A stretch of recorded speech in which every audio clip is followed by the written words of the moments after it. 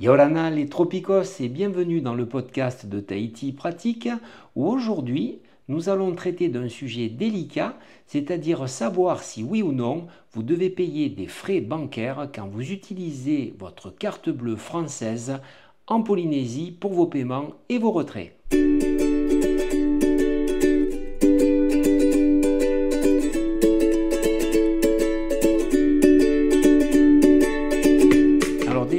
Posons l'état des lieux.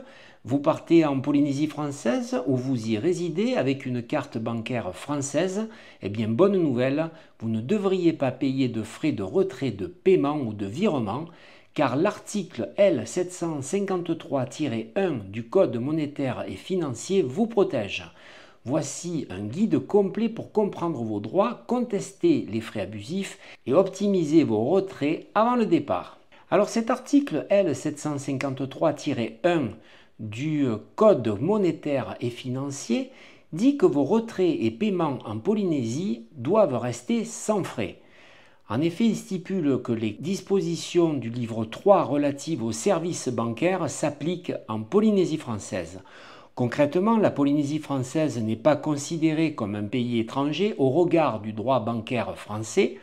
Le franc Pacifique est une monnaie nationale française au même titre que l'euro et les opérations de retrait, de paiement ou virement ne doivent pas générer de frais supplémentaires pour les titulaires des cartes françaises.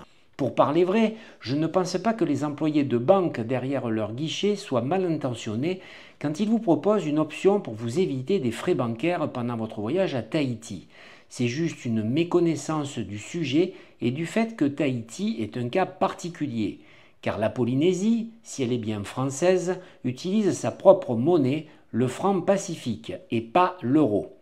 Et cela a l'air de troubler plus d'un banquier. De plus, quand on voit que Tahiti est parfois confondu avec Haïti, on comprend vite que la géographie reste un mystère pour bien des Français. De toute évidence, ce flou n'est pas sans conséquence, surtout dans le cas qui nous intéresse. Quoi qu'il en soit, si votre banque vous prélève des frais injustifiés, voici un modèle de lettre à envoyer. Dans l'objet, il vous suffit de mettre « Contestation des frais bancaires liés à des opérations en Polynésie française » et vous avez qu'à écrire une lettre du style « Madame, Monsieur, je constate que des frais ont été prélevés sur mon compte suite à des opérations effectuées en Polynésie française. Or, conformément à l'article L753-1 du Code monétaire et financier, la Polynésie française n'est pas considérée comme un pays étranger au regard du droit bancaire français. Je vous demande donc le remboursement immédiat de ces frais injustifiés et une confirmation écrite que de telles opérations ne seront plus facturées à l'avenir. Et puis, une fois que vous avez écrit ça, eh bien, vous n'avez plus qu'à la signer et à l'envoyer à votre banquier. Mais avant de voyager en Polynésie, eh bien, il y a quelques astuces à connaître pour augmenter notamment vos plafonds bancaires avant le départ. Car pour profiter pleinement de votre séjour en Polynésie, mieux vaut anticiper vos besoins bancaires. Car la vie est plutôt chère dans ce coin de paradis tropical. Un plafond trop bas peut vite devenir un frein, surtout si vous prévoyez des activités, par exemple l'excellent Titi's Tahiti Tour, ou des achats sur place. Voici quelques astuces simples pour éviter les blocages. Déjà, contactez votre conseiller bancaire pour une augmentation temporaire de votre plafond. Utilisez l'application mobile de votre banque pour ajuster vos plafonds. Vérifiez les plafonds hebdomadaires et mensuels, souvent différents suivant les opérations. Et demandez une carte haut de gamme, par exemple Gold ou Premier, si vous prévoyez des dépenses importantes. Jetons maintenant un rapide coup d'œil au retrait sans frais en Polynésie, si vous appartenez à la banque Société Générale ou encore à une banque du BPCE, qu'on appelle aussi BRED, ou encore si vous appartenez à la banque postale. Car même si la loi interdit les frais bancaires en Polynésie française, pour les cartes françaises, il reste une subtilité. Tout dépend du distributeur que vous utilisez. Si vous retirez dans une banque non affiliée à votre établissement métropolitain, des frais peuvent s'appliquer. De fait, en retirant du liquide uniquement dans la banque locale affiliée à la vôtre en métropole, vous allez à coup sûr éviter ces pièges. Je vous livre donc les affiliations bancaires confirmées entre la métropole et la Polynésie française. La Banque de Polynésie, par exemple, est affiliée à la Société Générale. Donc si vous avez votre compte et votre carte à la Société Générale, eh bien vos retraits seront sans frais au DAB de la Banque de Polynésie. Si vous avez envie de retirer à la Banque de Tahiti, eh bien sachez que la Banque de Tahiti est affiliée au groupe BPCE, qu'on appelle aussi le groupe BRED. Donc là, vous aurez des retraits sans frais au DAB de la Banque de Tahiti avec une carte de la Banque Populaire par exemple ou de la Caisse d'épargne.